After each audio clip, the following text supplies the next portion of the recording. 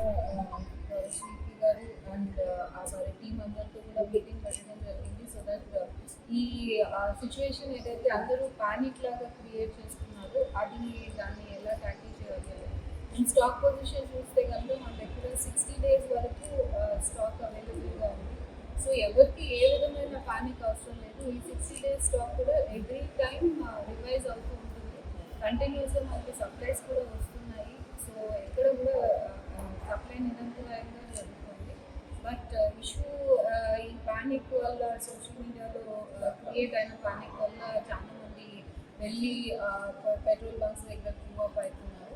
మేము కూడా డిస్ట్రిక్ట్ మొత్తం మాకు ఉన్న 186 పోలింగ్ పెట్రోల్ బంక్స్ దగ్గర మనము మొత్తం స్టాఫ్ని పొజిషన్ చేయడం జరిగింది.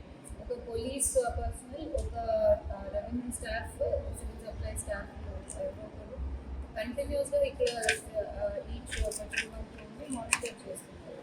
సో ఎక్కడ కూడా ఎవరు పానిక్ అవ్వాల్సిన అవసరం లేదు. మేము మా కంట్రోల్ రూమ్ కూడా ఓపెన్ చేయడం జరిగింది. ఆ కంట్రోల్ రూమ్స్కి ఫోన్ చేయండి ఏదైనా ఇష్యూస్ ఉంటే.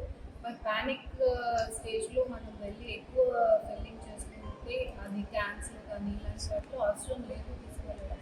సో అది మేము ప్రజల్ని